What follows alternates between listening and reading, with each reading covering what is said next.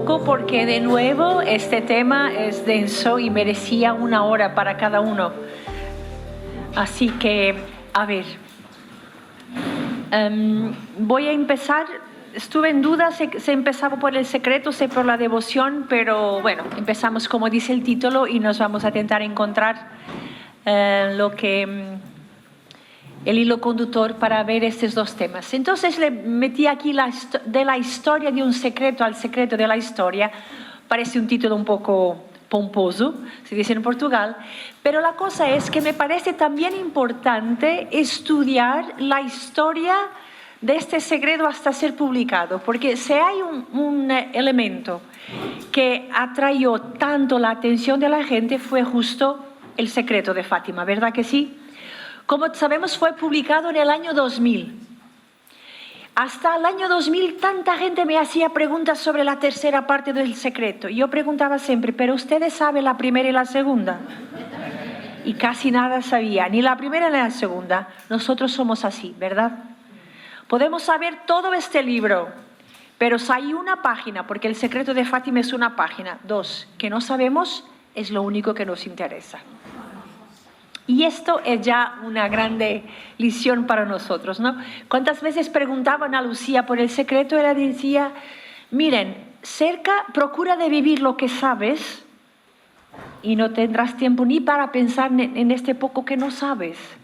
Pero nosotros somos así, bueno, hijos y hijas de este tiempo de curiosidad, pero vamos a ver un poquito entonces lo que se pasó con este secreto. Tarcisio Bertone y más tarde Benedicto XVI también han dicho esto. Fátima es sin duda la más profética de las apariciones de María. Estamos así dentro de esta grande dimensión profética. Si en el primer tema os hablé de un aspecto de la dimensión mística, la Eucaristía presente en Fátima, aquí nos vamos a tratar un poco de esta dimensión profética. Y una profecía, para ser auténtica, tiene que tener 2 dimensiones. Denuncian algo que está mal, pero anuncian la salvación. ¿Cómo? En Fátima hay una denuncia del desprecio y de la negación de Dios, de la decadencia moral, el desprecio por el ser humano, porque el pecado también es desprecio por el ser humano, pero hay el anuncio de la salvación. Y ya iremos a ver cómo se ve todo esto en el secreto de Fátima, esta doble dimensión. Para ver un poco la historia, todo el secreto, que es apenas uno, fue visto el 13 de julio de 17. Después, y empezó a ser conocido así, la primera y segunda partes, 2 cenas, fueron escritos por Lucía al final de agosto de 41, siempre por obediencia al obispo que le pedía para saber. Del cielo de Dios, de Jesús, recibió la indicación de la Virgen que la tercera todavía no. La cosa es que en el 43, y la hermana Lucía estaba en España en esta época, se queda muy enferma y se piensa que va a morir, pobrecita. Desde 43 piensa que va a morir prácticamente cada año y se murió hasta en el 2005. Pero don José, el obispo de Fátima, Leiria Fátima, le pide que escriba la tercera parte. Y aquí se pasa una cosa que da también origen a alguna polémica actual, sobre todo cuando se publica el libro Un camino bajo la mirada de María. Es que es donde las carmelitas de Carmelo de Coimbra empiezan a publicar algunas partes de su diario. Lo que se pasó es que Lucía, en el 43, y es una mujer muy obediente, y ya iremos a ver mañana, no sabe cómo, no consigue escribir la tercera parte del secreto, ¿no? Escribe una carta tranquila, va a escribir la tercera parte y está en lucha porque por una parte el obispo le manda a escribir el secreto, ella quiere obedecer, pero no consigue. Entonces, en el 3 de enero de 44, Lucía va a hacer una hora de adoración particular, especialmente pidiendo al Señor, Señor, ¿puedo o no puedo responder al obispo? ¿Puedo o no puedo? Y entonces, en este momento en que Lucía estaba haciendo una hora de adoración, pidiendo al Señor luz para ver si debería o no escribir el secreto, en este momento ella tiene una otra experiencia mística, que no hace parte del secreto. ¿Me explico? Es una experiencia donde siente de nuevo las convulsiones, las montañas, los ríos, destrucción. Bueno, cuando termina esta atmósfera del sobrenatural, el Señor le dice, va y ahora escribe la tercera parte.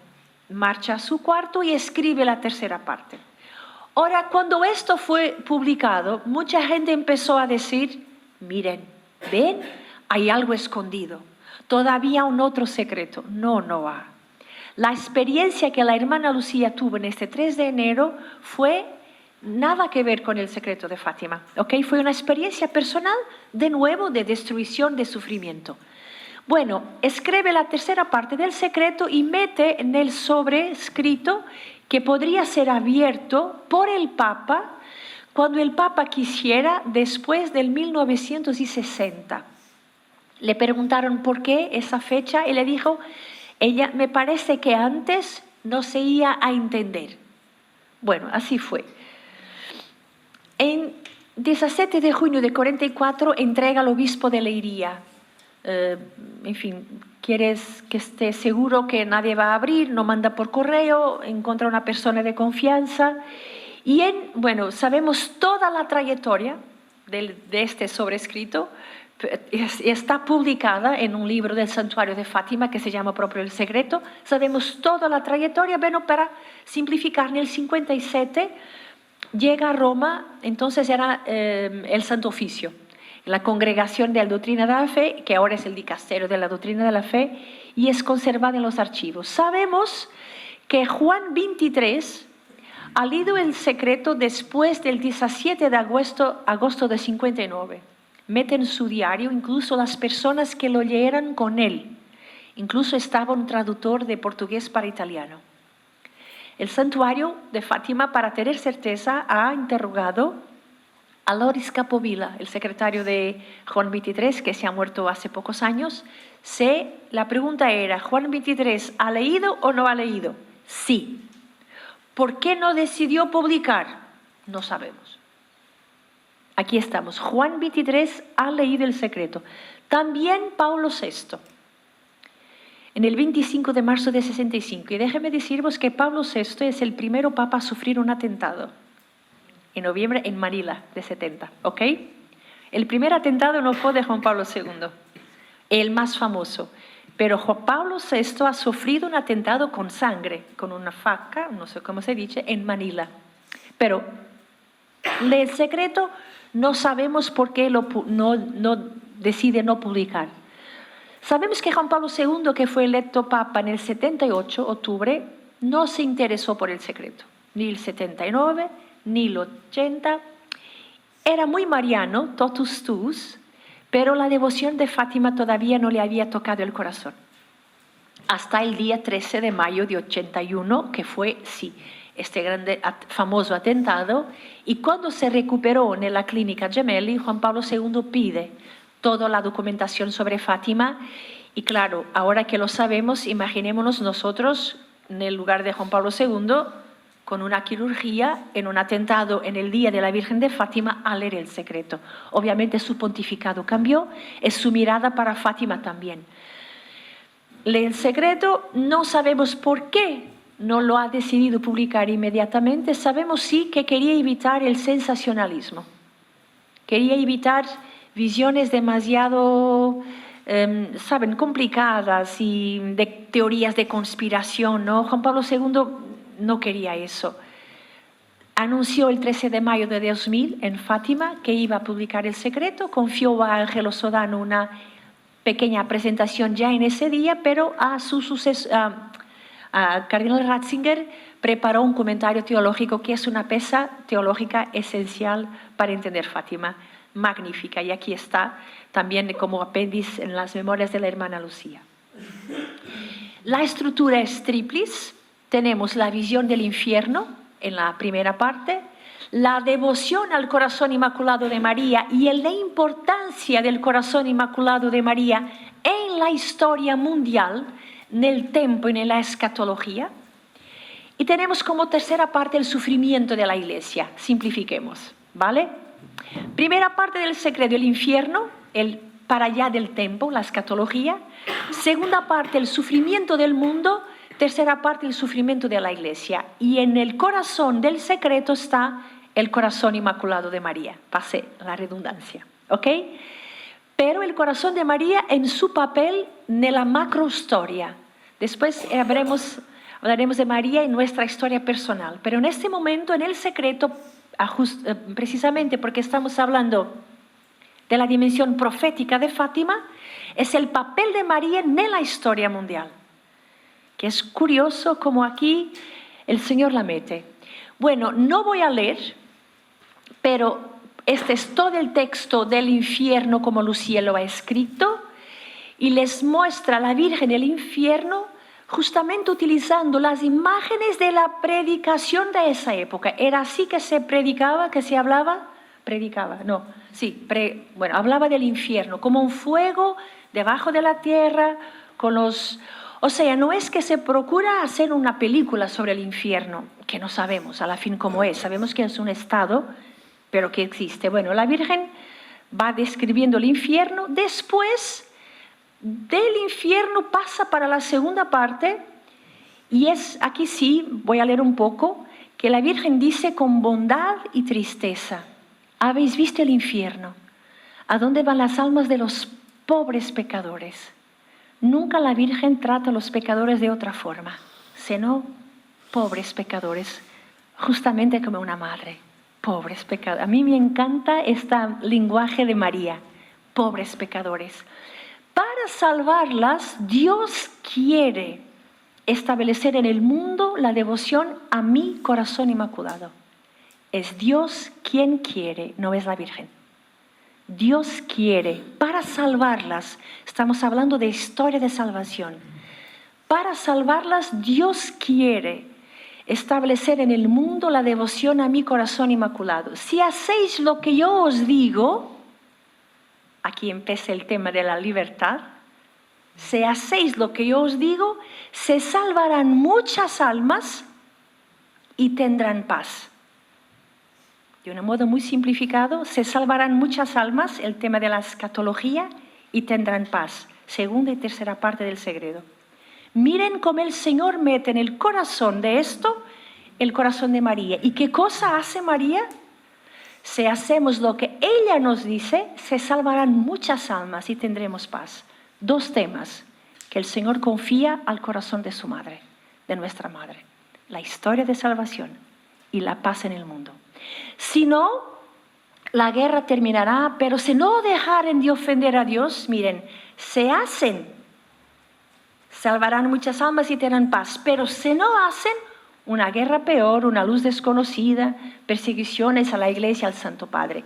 Para impedir la guerra, ella vendré a pedir la consagración de Rusia a mi corazón inmaculado y la comunión reparadora de primeros sábados. No pide, vendré a pedir el futuro. ¿Ok? Sabemos que es Pontevedra y Tui, 25 y 29. Si atienden a mis peticiones, increíble, de nuevo nuestra libertad. Si atienden mis peticiones, Rusia se convertirá y tendrá en paz. Si no, esparcirá sus errores por el mundo, provocando guerras, persecuciones a la Iglesia, etc. Al final, mi corazón inmaculado triunfará. El Santo Padre me consagrará a Rusia, que se convertirá y se concederá al mundo un tiempo de paz. En Portugal se conservará siempre el dogma de la fe. Aquí entramos en la tercera parte del secreto. Así, la segunda parte, toda la guerra mundial y el sufrimiento mundial, y el tema del corazón de María, como aquella que si hiciéramos lo que ella nos dice, se salvarán muchas almas y tendremos paz. ¿Vale? Aquí estamos. Tercera, un momento, primero vimos a la izquierda de Nuestra Señora, un poco más arriba, así ella está presente en la tercera parte del secreto, no nos olvidemos de esto. Nuestra Señora, un poco más arriba, en un ángel con una espada de fuego, en la mano izquierda. A centellar despedía llamas que parecían encender el mundo, pero se apagaban al entrar en contacto con el resplandor. De nuevo la luz de la Virgen. La luz de la Virgen que anuda esta espada de fuego. El ángel, apuntando con la mano derecha hacia la tierra, dijo con voz fuerte: penitencia, penitencia, penitencia. Después, en una luz inmensa que es Dios, algo parecido a lo que se ve las personas en un espejo, cuando pasan por delante, un obispo vestido de blanco. Tuvimos la sensación que era el Santo Padre. Varios obispos, sacerdotes, religiosas, subían una montaña escarpada, o sea, caminaban por un camino difícil, en cuyo cima había una grande cruz. El Santo Padre, antes de llegar, atravesó una gran ciudad medio en ruinas. Muy interesante esto. Y medio tembloroso, con paso vacilante, abatido por el dolor y pena, rezaba por las almas de los cadáveres que encontraba por el camino. Al llegar a la cima de montaña, de rodillas en la cruz, fue asesinado por un grupo de soldados con tiros y flechas, y así murieron uno tras otro obispos, sacerdotes, en fin, los mártires. Bajo los dos brazos de la cruz había dos ángeles, cada uno con una regadera de cristal en la mano, que recogían la sangre de los mártires y con ella regaban las almas que se acercaban de Dios. Esto es el secreto. ¿Okay? Ahora vamos a entrar a algunos elementos. Sentido teológico. Primero, esta categoría de profecía, una lectura de los acontecimientos históricos a la luz de la palabra de Dios. Ratzinger dice que no es que se muestra un film con un final que se conoce, va a ser así, no. Ratzinger y otros teólogos explican que esto entra dentro de la categoría del Antiguo Testamento que se llama los oráculos de amenaza. Es Dios dice: yo hago esto, pero de hecho no quiere hacer. Por eso llama en campo nuestra libertad. Es como cuando un padre quiere coger al niño, dice: mira, si no te hagas lo que yo te digo, te parto todo. El papá no quiere partir todo a los niños, pero quiere que cambie. Es dentro de la categoría que algunos teólogos encuentran. O sea, es llamar atención lo que puede pasar si yo no me cambio, si no me convierto. Pero que soy llamado, haciendo lo que la Virgen dice, a cambiar de mal en bien.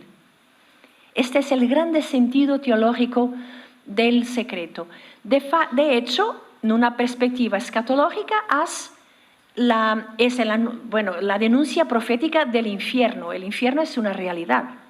Creíamos o no creíamos, el infierno existe, es un dogma de nuestra fe. Y es una real posibilidad cuando radicalmente rechazamos a Dios. En una perspectiva histórica, hace una denuncia de todo lo que provoca la crisis, de guerra, de hambre, comunismo ateo, y las causas de todo esto es el pecado. Obviamente es la denuncia del pecado, del mal, que todavía está aquí, dentro de mí.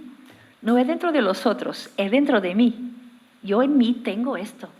Y el Señor me viene a llamar la atención: mira que en ti habita esto. No es, ¿entiende? No es para los otros. No, aquí está, en nosotros pasa esto. Y hay una llamada a la conversión y penitencia, pero hay también un anuncio de esperanza. En dos palabras: al final mi corazón inmaculado triunfará.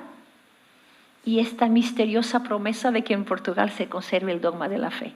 Pero tenemos que trabajar mucho también en Portugal para esto. Interesante. Así que hay una denuncia del pecado, que es la raíz de todos los males. Hay una denuncia de esta real perdición del infierno que existe y que no nos podemos olvidar, pero también una llamada a mi responsabilidad en la historia. María efectivamente plantea la cuestión clara de la salvación. No es fácil. Naturalmente también usamos un lenguaje simbólico en Fátima, como ha utilizado Jesús cuando hablaba del alejamiento de Dios, el fuego de la gehenna, hoguera ardiente, fuego eterno, tinieblas. Pero la cuestión que el lenguaje sea simbólica no significa que la realidad no exista. ¿Me explico? Y esto aquí está claro también en Fátima. La pena principal del infierno, sabemos, es esta separación de Dios. Dice el Catecismo de la Iglesia Católica, la enseñanza sobre el infierno constituye un llamamiento a la responsabilidad con la que el ser humano debe usar su propia libertad en vista de su propio destino externo. O sea, podemos elegir amar a Dios o no. Y esto es lo que nos da la dignidad. Porque si yo fuera, a ver si me comprenden, condenada a elegir a Dios, ¿dónde estaba mi libertad? ¿Me explico? La existencia del infierno también, entre otras cosas, incluso teológicamente, salva mi libertad. Porque si no, yo tenía que ir al cielo, quisiera o no quisiera. ¿Qué amor es esto? Me explico. Es difícil de entender. Sabemos, sigue siendo un misterio oscuro, pero si es amor, yo tengo que elegir a Dios o rechazar. Si no tengo la posibilidad de rechazarlo, como tengo la posibilidad de amor. No sé si me explico, pero algunos, en fin. Pongo este cuadro. ¿Saben quién pintó este cuadro? Salvador Dalí. Se llama El infierno según las apariciones de Fátima. ¿Por qué digo esto? Porque mucha gente dice que Fátima es solo para gente, ¿sabe?, muy pobrecita, que no sabe nada de nada. No, es también para artistas. Puedo gustar o no gustar de su arte, pero Salvador Dalí es un importante de la historia del arte. Se ve que es la Virgen de Fátima porque se ve esa figura luminosa azul que ven ahí. Sí, es la Virgen de Fátima. Así que incluso Dalí miró un poco al infierno, segundo Fátima. Me encanta este cuadro, que es un cuadro increíble, su visión del infierno. La segunda parte, el discurso un poco más histórico, político. La acción de Electeria en Rusia es sobre todo por la filosofía de Hegel, que tiene subyacente el ateísmo. No es tanto la cuestión económica y política, porque no hay sistemas políticos perfectos, ¿ok? No vale la pena también demonizar. Aquí lo que no es para demonizar. La cosa es el ateísmo y la persecución religiosa. Lucía fue muy clara. Aquí también tiene esta fuerza de todos los poderes políticos que impiden el pueblo de vivir la fe. Esta es la cuestión. Cuando un pueblo no puede vivir su fe, aquí sí, el corazón de la Virgen se preocupa. Cuando un grupo no puede vivir su fe, y el comunismo ateo, como sabemos, no es que impedía, es que mataba. Y por eso se preocupa la Virgen también. Para impedir todos estos males, Nuestra Señora quiere establecer en el mundo la devoción al corazón inmaculado de María. Con la consagración, con los primeros sábados y también con el rosario. Así que, dice Jacinta, es muy interesante. Dios, dile, dice Jacinta a Lucía, a todos que Dios nos concede las gracias por medio del corazón inmaculado de María. Que ellas pidan a ella, que el corazón de Jesús quiere que a su lado se venere el inmaculado corazón de María. Así que aquí el corazón de María, en estas apariciones, emerge como aquella que por designio de Dios tiene un papel importante, especial, en la historia de salvación y en la paz del mundo. La tercera parte también me parece muy interesante y debo decir, mis hermanos, que mirando a todos los papas de nuestro tiempo, lo que me parece más presente, obviamente, bueno, Juan Pablo II se identifica con aquel hombre, es verdad, pero el sentido de iglesia que emerge aquí me parece mucho la eclesiología de Papa Francisco. Muchísimo. ¿Por qué? Porque vamos a ver, un ángel con una espada de fuego y una mujer que impide, pero vamos a solo una cosa aquí, perdón. El Papa Cardenal Ratzinger, cuando comenta esta espada de fuego que tenta tocar la tierra, dice esta frase increíble: la posibilidad de que el mundo termine reducido a cenizas en un mar de llamas, hoy en día ya no parece en absoluto una pura fantasía. El propio hombre ha preparado con sus inventos la espada de fuego. Dice en el comentario. Quiero subrayar una cosa. El Papa dice, o Cardenal Ratzinger, el hombre es preparado, no tanto el tema del castigo. Esto me encanta. Y concordo, bueno, ¿quién soy yo para concordar con Ratzinger? Pero entienden el sentido. El Papa o el cardenal en esta época quiere subrayar esto. nosotros preparamos nuestra destrucción, porque Dios no quiere nuestra destrucción. Somos nosotros que la preparamos. No es Dios que mete en el ángel, en esta visión simbólica, la espada, es el hombre. Y esto por eso lo meto aquí, porque somos responsables y tenemos que comprender. Pero ahí está la Virgen, que con su mano, con su brillo, anula estas llamas. Hablando en la iglesia vemos, miren, una ciudad en ruinas, el Papa y la iglesia que camina, una montaña difícil, la cruz y la sangre del Papa y de los mártires. Vamos a meditar un poco en estos elementos, ¿vale? La meta de la historia es la cruz, está claro. Todos van a caminar, pase lo que pase, van a caminar hacia la cruz. La meta, el núcleo del secreto, en mi opinión, es esta cruz, de la tercera parte. Aquí está, Cristo, la meta de la historia y la fuerza para el camino, porque la sangre de los mártires que se recoge debajo de los brazos de la cruz he ofrecido a los que continúan a caminar. La sangre de los mártires. Aquí está una teología del martirio perfecta, porque aunque los mártires van a morir en la montaña, su sangre es recogida en unión con Cristo. Esto es en un preciosismo teológico increíble, porque el mártir no es lo que muere de forma violenta, no. Un mártir es el que muere como Cristo, dando la vida por la verdad y, si posible, perdonando a quien lo mata. Si posible, o sea, podemos, cuando hacemos un proceso en la causa de los santos, de los mártires, buscamos siempre por qué motivos dan la vida, porque tiene que ser por la verdad, por su fe, y intentamos siempre buscar se perdona al agresor, porque se perdona al agresor, entonces murió como Cristo, que muere por la verdad, porque Jesús fue a la cruz porque era hijo de Dios, ¿no? Por la verdad, esta es su verdad. Soy hijo de Dios, entonces te matamos. Y perdonando al agresor. Un mártir es aquel que muere por la verdad de la fe, nuestra fe en Cristo, y buscamos siempre el elemento de perdón.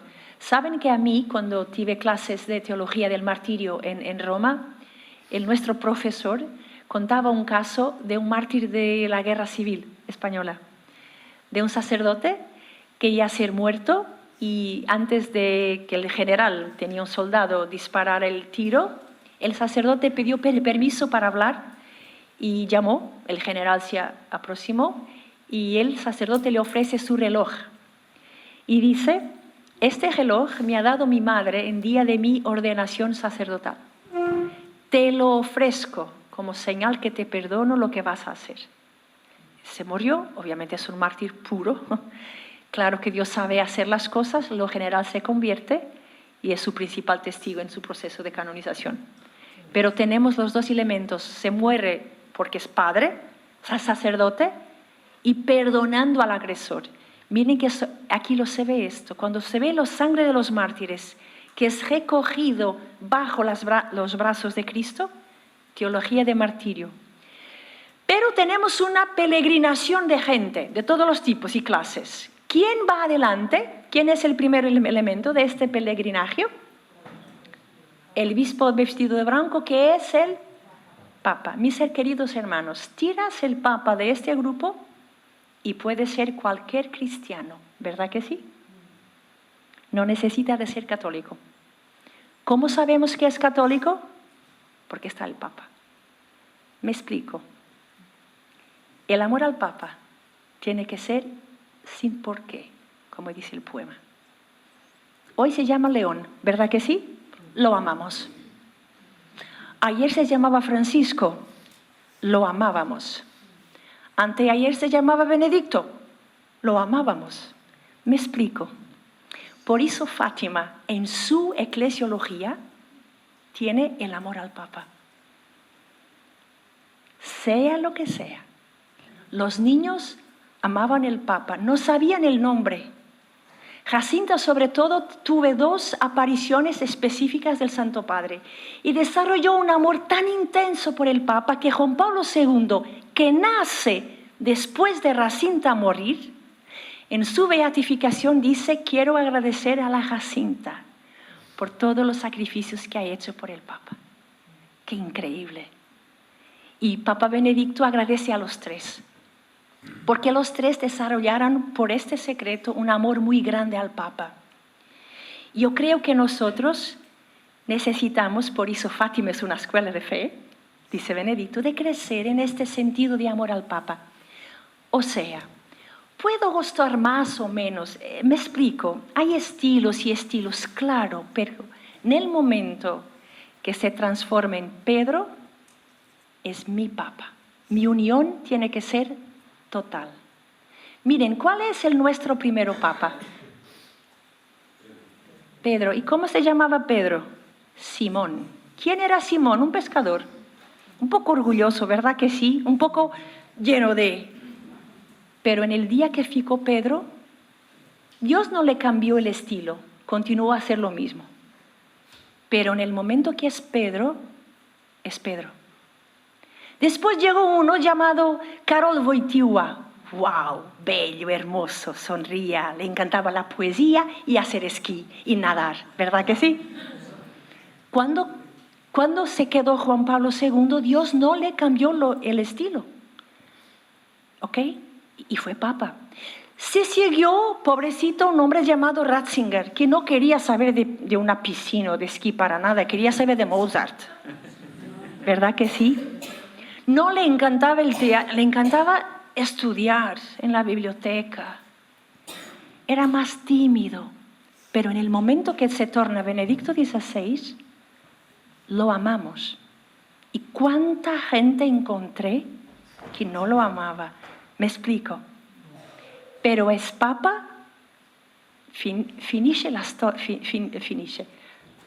termina la historia. Es mi papa, lo amo. Después vengo un hombre, Jorge Mario Bergoglio, de Argentina, jesuita. ¿Cómo Dios le va a cambiar? No va a cambiar. Pero se torna Francisco, lo amo. Creo que me están entendiendo. Amamos, porque si no, tiras el papa y dejas de ser católico. Puedes te mantener cristiano, claro, sigues a Cristo, es la meta, pero es el papa que te vincula en este secreto, que te vincula a nuestra iglesia. Hoy se llama León, un papa americano pero que vivió en Perú, dominicano pero que fue obispo, es un hombre de puentes, más tímido. Ahora dicen, lo otro hablaba y este no habla, pobrecito, ya poco tiempo de papa y ya lo están. Me parece que tenemos que crecer también en el sentido sobrenatural de la figura del papa. ¿Vale? ¿Ok? O sea, una cosa es el estilo, claro, sí, uno más. Gracias a Dios tenemos papas para todos los estilos. Pero cuando es papa, lo amamos. Hoy se llama León. ¿Ok? Rezamos por él, no hablamos mal de él, sobre todo en público. A mí me parece poca fe cuando hablamos mal de un papa. Y ya estoy escuchando. Yo digo, Jesús mío, piedad. Porque en el credo en la iglesia, hace parte de nuestra fe. Bueno, creo que ya me expliqué bien. Con este amor al papa, ¿y dónde va este grupo de gente? En las ruinas de la ciudad. Me encanta esto. Es la eclesiología de Papa Francisco, andar a la gente que está herida. Porque los heridos de nuestros tiempos solitos no se pueden curar. No podemos abandonar los heridos con sus heridas porque no saben cómo hacer. Obviamente estamos hablando de heridas morales, de valores, los valores de nuestro tiempo. Me explico, claro, también de las ruinas físicas de la ciudad, pero Papa Benedicto va a explicar qué es la ruina de nuestra civilización. ¿Y qué dice la Virgen aquí? No podemos abandonar. Y miren, tengo gente en los medios de comunicación social, ¿esto aquí qué es? Es decir, amar a nuestra gente, salir a encuentro de ellos, cada uno con su vocación, cada uno con su ministerio, no alejarse. Como si fuéramos nosotros los puros que no podemos tocar las heridas. Esto no es Jesucristo, pido perdón. Y no me quiero entusiasmar, pero esta parte siempre me entusiasma mucho. Sí, porque corremos este riesgo también hoy, de nos alejarnos tanto que olvidamos que somos llamados a asumir las ruinas de nuestro tiempo, porque para este tiempo el Señor nos creyó. ¿Creyó? Para aquí, ¿verdad que sí, Padre? Uy, pobre, ay Jesús. Bueno, sí, amar nuestro tiempo, amarlo. Y si es confuso y caótico, pues amarlo precisamente por eso, porque es confuso y caótico. Y el Señor Jesús nos envía con nuestro amor a traer un poco de cura, de sanación a estas heridas. Yo amo ver esta iglesia que va por medio de las ruinas. No para se quedar ahí, para conducir a Cristo, como obvio. Después este Papa va a morir, bueno, en fin. El sentido permanente del segredo, dice Ratzinger, no es mostrar una película sobre el futuro ya fijado irremediablemente, sino todo lo contrario. El sentido permanente es movilizar las fuerzas del cambio para el bien. En realidad, dice Ratzinger sobre el secreto, toda visión ocurre solo para llamar a la libertad y orientarla en un sentido positivo. De este modo se subraya la importancia de la libertad humana. Increíble. El secreto de Fátima habla de mi libertad y por tanto de mi responsabilidad. La Virgen no quiso revelar el secreto para asustar a los niños, pero para interpelar a la solidaridad y al compromiso. Los pastorcitos, después del secreto, no eran niños traumatizados. Todo el contrario, estaban libres del egocentrismo propio de su edad. Vivían con un agudo sentido de la existencia. Por eso, para interpretar el secreto, es este doble camino que la Virgen nos apunta, casi como fuera el Deuteronomio.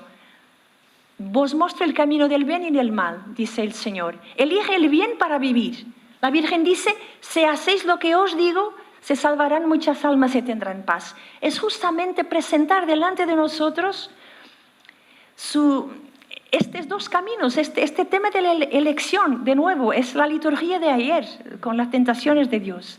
Al hacer pública la tercera parte del secreto de Fátima, Juan Pablo puso fin a una parte de la historia, marcado por muchas decisiones horribles de poder e iniquidad, pero también imbuido por el amor misericordioso de Dios y de la Virgen. Y nos quiere mostrar, esto está también en el comentario del secreto, ya por Bertone, más que me parece es el núcleo del secreto de Fátima, que los dos pilares sobre los cuales se construye la historia es la acción de Dios, Señor de la historia, y la corresponsabilidad del ser humano en el ejercicio dramático y fecundo de su libertad. Esto para mí es la mejor síntesis del secreto de Fátima. Es que la historia se construye Dios y nosotros. La gracia en mi respuesta. Claro que Él siempre nos precede y siempre nos espera. Claro que el primer paso es siempre suyo, pero en la antropología católica es esto. Yo tengo un papel. Yo soy llamado a asumir mi responsabilidad. Y Fátima me habla de mi responsabilidad en la salvación y en la paz, siempre en la mano del corazón inmaculado de María. Ahora, hablando del corazón, miren, hablé de esto en media hora. No, 15 minutos. No, ¿cuánto tiempo tengo? ¿Cuánto tiempo tengo, Padre? Media horita para corazón de María. ¿O me estoy triste? No. Sí, no, aquí entramos en el corazón de María, ¿vale? Pero ya lo hablamos un poquito. Pero para ver en esta dimensión profética como Fátima no es cosa poca y para devoción.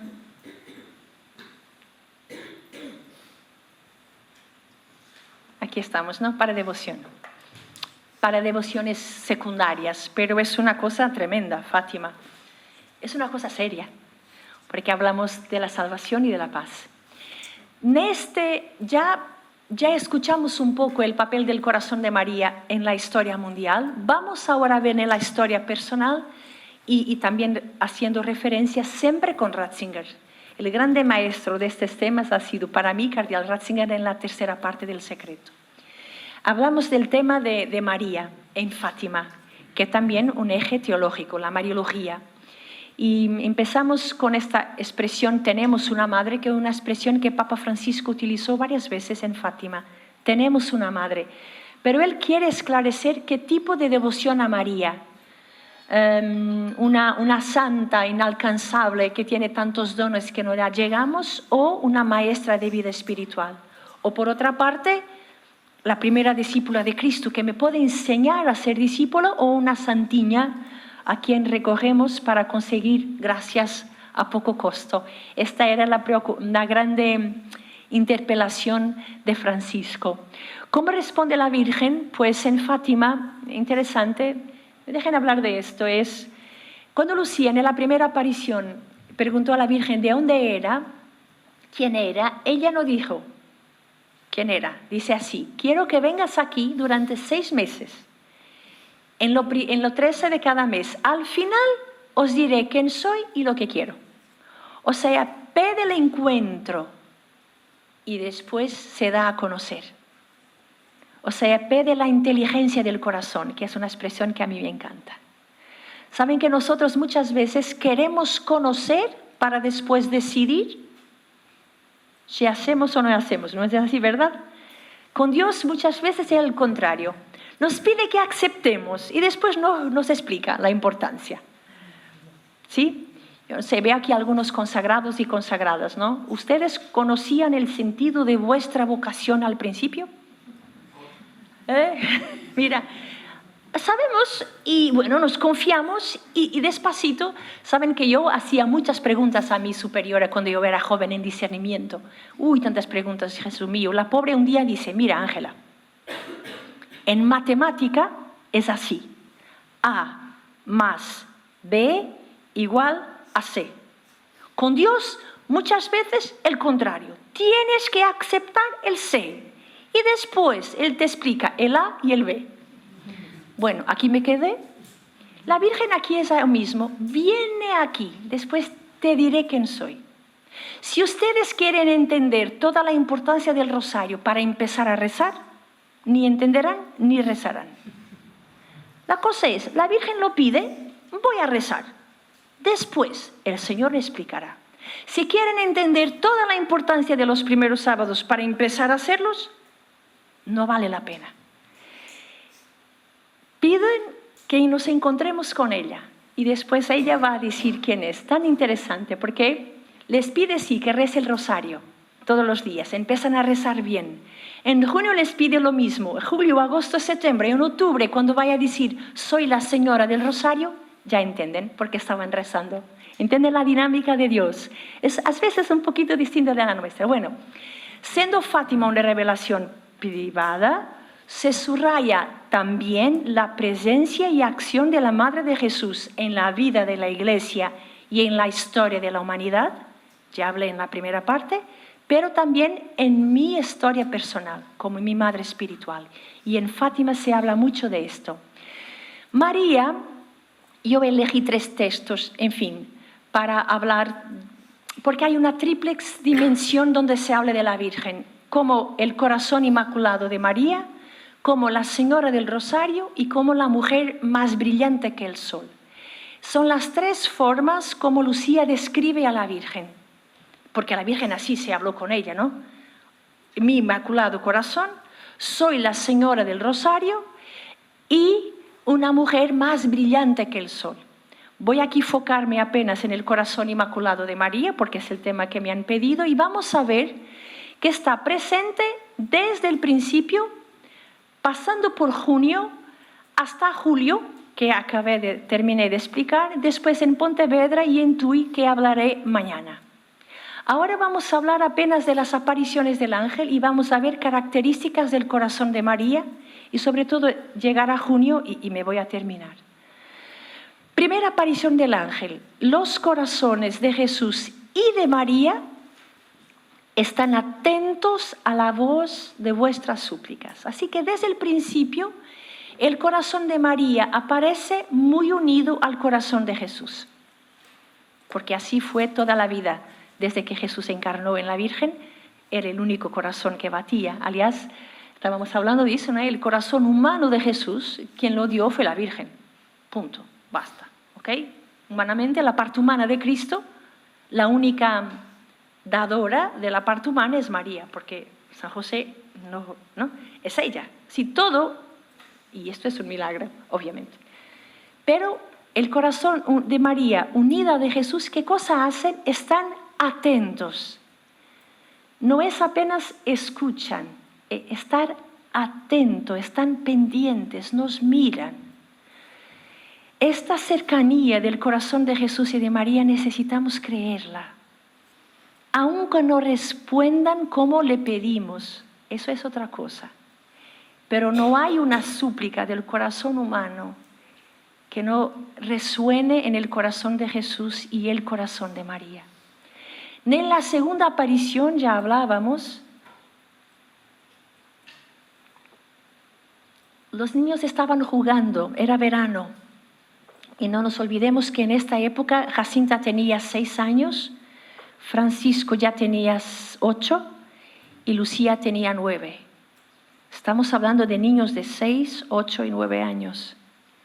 Estaban jugando, pero el ángel dice, ¿qué hacéis? Es propio una urgencia con su vocación. Rezad, rezad mucho. Los corazones de Jesús y de María, de nuevo la unión, tienen sobre vosotros designios y misericordia, tienen expectativas. Yo creo que algunas vocaciones llevan consigo por parte de Dios una urgencia. No es para todos, no creo. Creo mismo que algunos, Dios tiene mismo una expectativa especial, porque tienen un designio especial sobre algunos. No digo sobre todos, porque las vocaciones son distintas. Somos todos llamados a la salvación, al amor, pero parece que sobre algún de nosotros, y cualquier que sea el estado de vida, eso no es vinculado al sacerdocio, a la vida consagrada. No, cada uno de nosotros aquí presentes y que escuchan, creo que hacemos parte de este grupo que Dios nos mira con esta urgencia. ¿Qué hacéis? Como si propio tuviésemos mucha responsabilidad. ¿Y qué responsabilidad es esta? Es estar conscientes de los designios de misericordia que Dios tiene sobre nosotros y que nos quiere hacer instrumentos de esta misericordia para los demás. Esto es el tema. Ser instrumentos de este amor hasta las entrañas de misericordia, que significa dar a vida. Porque amor no es de palabras, es de vida.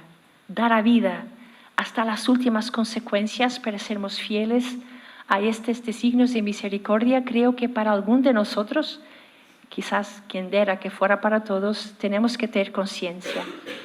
Y en la tercera aparición ya hablamos los méritos infinitos del corazón de Jesús y de María. Aquí encontramos como aquellos que rezan por nosotros, que piden, que interceden por nosotros. Sabemos que Jesús continúa a interceder por nosotros, es el gran intercesor delante del Padre, y la Virgen también es lo que hace. Pero la aparición muy conocida, donde se ve más el papel personal del corazón de María, es la aparición de junio. Sabemos que en la aparición de mayo, al final, la Virgen pregunta a los pastoritos, ¿os queréis ofrecer a Dios? Respondieron, sí queremos. Entonces la Virgen dijo, entonces tendréis mucho que sufrir. Pero la gracia de Dios será vuestro conforto, siempre la palabra de salvación al final. Lo que los pastorcitos no sabían es que el sufrimiento empezaba aquel día. Y alguna gente me dice, mira hermana, que la Virgen ha sido un poco dura. Estaban apenas diciendo que sí, ya estaba diciendo que van a sufrir. A mí me parece el Evangelio. Quien quiere venir a pos mí, negue a sí mismo, tome la cruz y sígame. Es la única condición del discipulado, estar preparado para sufrir. ¿O es distinto la interpretación que ustedes dan? ¿Ok? Me explico, ¿ok? Quien quiere vir a pos mí tiene que tirar un curso en la Universidad de Toledo. No es así. Okay. ¿Quién quiere vir a pos mí, negue a sí mismo, tome su cruz y sígame? O sea, la grande predisposición, la única que el Señor pide, ni pide que seamos santos, ni pide que lo amemos mucho. pide, si quieres vir a pos mí, toma tu cruz. A mí me parece clariño. ¿Me explico? Clariño. Me parece sencillo. Entonces, ¿por qué extrañamos que la Virgen diga, oye, entonces tendrán que sufrir? Pero la gracia de Dios será vuestro conforto. Los sufrimientos empezaron ese día porque Lucía, a pesar de pedir que los otros dos no dijeran nada a nadie, la pobre Jacinta, pobrecita, tenía 7 años, ¿no? Y fue de la Cova de Iría a su casa, 2 kilómetros, saltando de alegría entre, te lo juro, te no digo nada, ay, qué señora tan hermosa. No, te lo prometo, no digo nada, ay, pero qué es tan hermosa. Bueno, entiende, ¿no? Cuando llegó a su madre, 7 años, dijo, hemos visto a esta Virgen. Bueno, y decía Lucía, pero ¿por qué has balado, Jacinta? Y Jacinta me da una respuesta que me parece propio, una respuesta pascual. Tenía acá adentro una cosa que no me dejaba estar callada. ¿No es esto el contacto con el Señor resucitado de Magdalena? ¿No? Tenía acá adentro una cosa. Ay, quien diera que nosotros nos tenésemos acá adentro una cosa que no nos dejara estar callados. Bueno, Jacinta habló. Sus papás la creyeron, sobre todo en Francisco.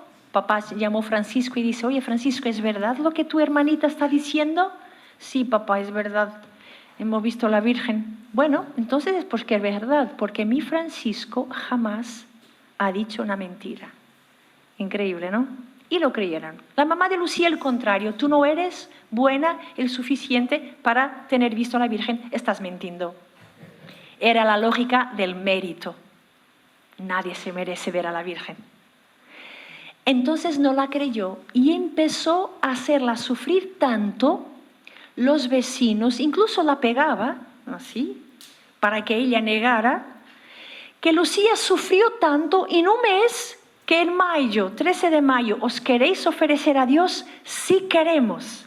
Junio, un mes de sufrimiento, primera pregunta, por favor, Virgencita, llévenos al cielo. Ya no querían más. A mí me encanta este diálogo.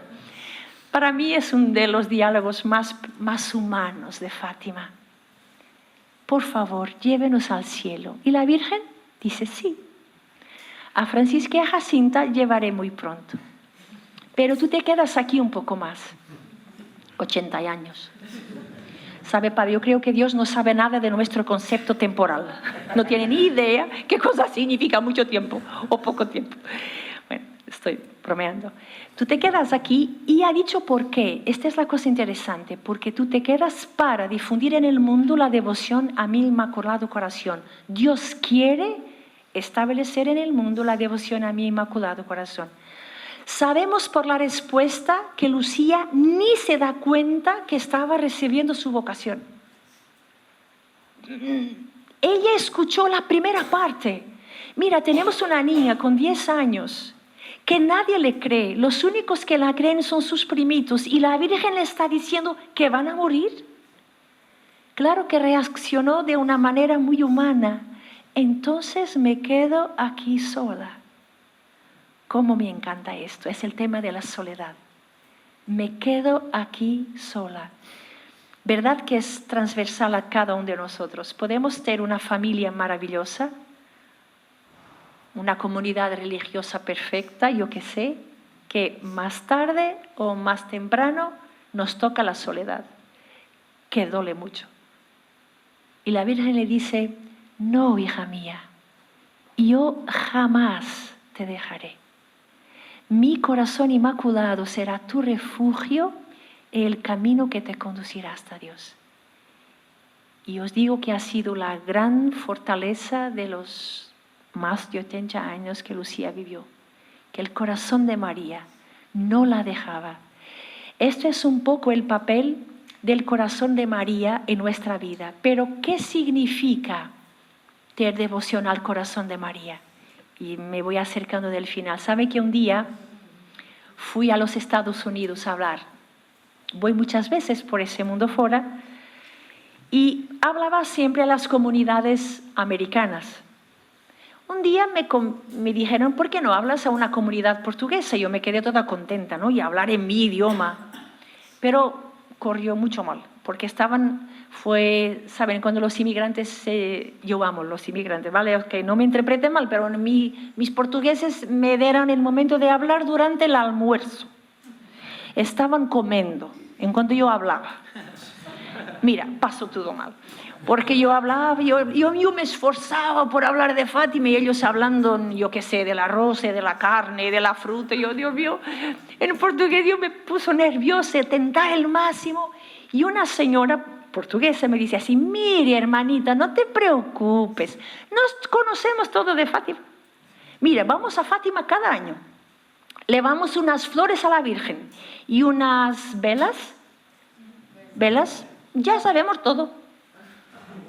Yo me callé porque ya sabían todo, pero me ha hecho comprender qué significa devoción a la Virgen.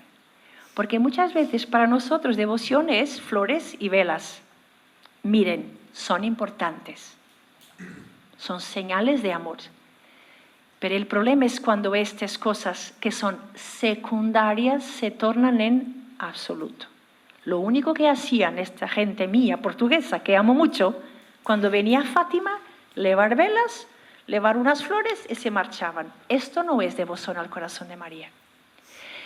Entonces, ¿qué dice Ratzinger cuando explica la devoción al corazón de María? Y aquí fue cuando yo empecé a amar a este hombre, a Cardenal Ratzinger, digo, ¿no?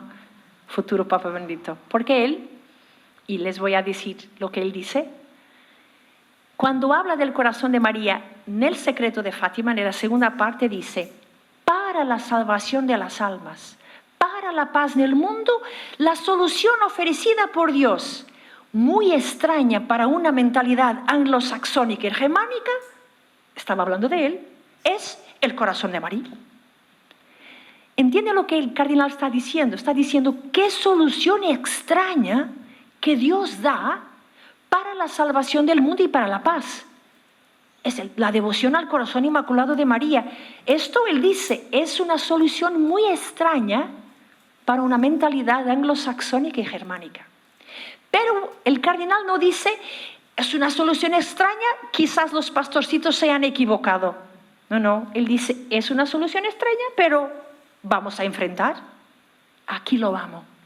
Porque aunque para él, con una mentalidad germánica que era la suya, asume con tanta humildad, qué raro que el corazón inmaculado de María sea así tan importante, pero con la misma honestidad intelectual que conocemos de Ratzinger, enfrenta el problema. ¿Y qué cosa dice Ratzinger? Dice, cuando en la Biblia hablamos de corazón, no hablamos del músculo, hablamos de la persona toda, donde confluye su inteligencia, su memoria, su libertad, su afectividad. ¿Vale? Así cuando hablamos que María guardaba todo en su corazón, cuando hablamos del corazón de María, hablamos de María total. Cuando decimos que es inmaculada, curioso que no habla apenas del pecado original, dice, es una mujer que en todas sus dimensiones, intelectual, volitiva, libertad, afectividad, memoria, todo, llegó a una tal unidad interior que ve a Dios. ¿Y cuál es el centro de esta unidad? ¿Dónde confluye en María su libertad, su voluntad, su memoria, su afecto? ¿Vale? ¿Cuál es el centro, el eje conformador de su existencia? Y Ratzinger dice, lo sabemos, es el su fiat.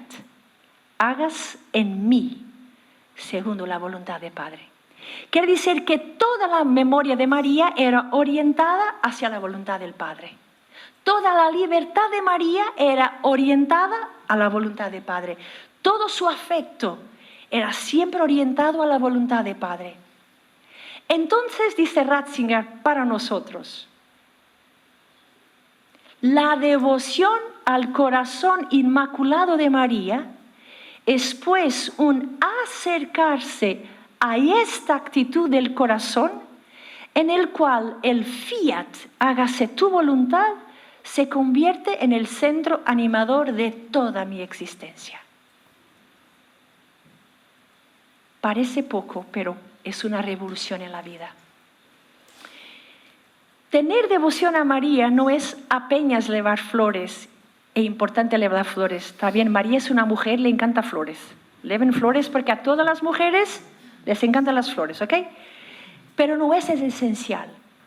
El esencial es imitarla, conformarme en esta actitud de corazón, donde el mi fiat, hágase Señor según tu voluntad, sea el centro conformador de toda mi existencia. Y esto es que lo es difícil. Incluso la memoria, miren el tema de la memoria, de nuestra memoria personal, nuestras experiencias de infancia, nuestra historia de pecado, nuestras ocasiones donde fuimos víctimas de cualquier cosa. ¿Cómo tenemos que purificar nuestra memoria? Incluso que mi memoria sea según la voluntad del Padre. El tema de nuestra libertad ferida por el pecado, miren, hoy las redes sociales, yo no sé cuántos de ustedes han hecho el propósito de no mirar más de 10 minutos a las redes sociales y cuántos de ustedes han fallado en el día siguiente. Es muy difícil para nuestra gente. Bueno, quizás no ustedes porque son todos santos, se ve. Pero es un tema difícil. Cómo las redes sociales están cogiendo nuestra libertad. Pues sacar el celular, no veo. Uf, a mí me cuesta mucho. Tengo que decir la verdad. Yo no tengo redes sociales por miedo de mí, porque no sé si soy capaz de aguantar.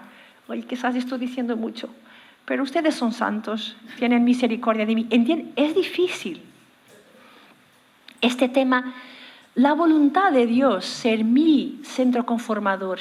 ¿Cuántas veces preguntamos a Dios qué quieres de mí?